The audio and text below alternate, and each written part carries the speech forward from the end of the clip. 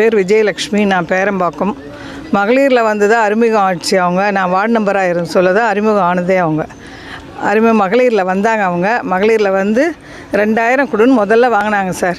அதுக்கப்புறமா 1 லட்சம் 2 லட்சம் 3 லட்சம் அப்படி வாங்கி போய் எடுத்துகிட்டு வந்து கொடுப்பாங்க. கடைசியாக லாஸ்ட்டில் ஏமாற்றிட்டாங்க. எங்கள் மருமகிட்ட வாங்கி கொடுக்க சொன்னாங்க. அவங்கக்கிட்ட வாங்கி கொடுத்தேன். எங்கள் தம்பிக்கிட்ட அவங்களே டைரெக்டாக இட்டும் போய் மணாநகரில் வாங்கி கொடுத்தேன் சார். 20 லட்சம் வாங்கிட்டு இது இல்லை நான் தரணும் தான் எல்லாருக்கிட்டே சொல்லி வச்சாங்க. இங்கே வந்து நான் இல்லை தர வேண்டிய வேலையே இல்லைன்னு நான் கொடுத்துட்டேன். வாரம் 4,70,000 எப்படி சார் கொடுப்பாங்க வட்டி? அதை கேட்கணும்ல, போலீஸ்கார் கேட்க மாட்டாங்க. 4.5 லட்ச ரூபாய் எனக்கு வந்து 4,70,000, இன்னொருத்தருக்கு வந்து 56 லட்சம் கொடுக்குறேன். வாரம் எப்படி சார் கொடுப்பேன்?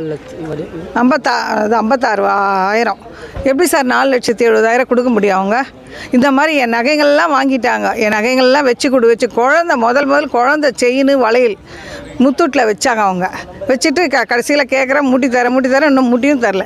எங்கள் மருமக செயின், எங்கள் பையன் செயின் எல்லாமே வாங்கி வச்சு கொடு நான் உங்கள் பையனுக்கு ஒரு ஃப்ளாட்டு தரேன், உனக்கு ஃப்ளாட்டு தரேன், வர லாபத்தை தரேன், இப்படி ஆசை காட்டி எங்கள் வீட்டை சுற்றி வந்து ஒரு வருஷமாக என்னை மொட்டை அடிச்சிட்டாங்க சுத்தமாக. இப்போ கேட்டால் நான் கொடுத்துட்டேன். அதாவது 4,70,000 வாரம் 1 கோடி சில்லறை கொடுத்துட்டாங்களாம். எனக்கு வட்டி கொடுத்தாங்களாம். லாபம்னு சொல்லிட்டு இப்போ வட்டின்னு மாற்றுறாங்க. என் பிள்ளைங்க என்னை தெத்திட்டாங்க.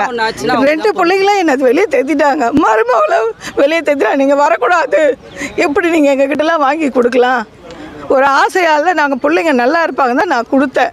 கடைசியில் இது மாதிரி ஏமாற்றிட்டு ஏதோ என் மேலே இப்போ பழிய போடுறாங்க. இது வாங்கிட்டாங்க, அதை வாங்கிட்டாங்க, இது செய்த அது செய்தன்ட்டு என் படம் கொடுக்காததுக்கு இந்த கதை. நானா சார் என் பிள்ளைங்க என்னை வெளியே தெத்திட்டாங்க.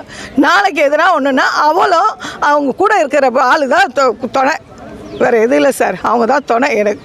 அவங்க தான் இங்கே எஸ்பி ஆஃபீஸ்க்கு வந்திருக்கிறேன். எனக்கு நல்ல தீர்வு கிடைக்கல.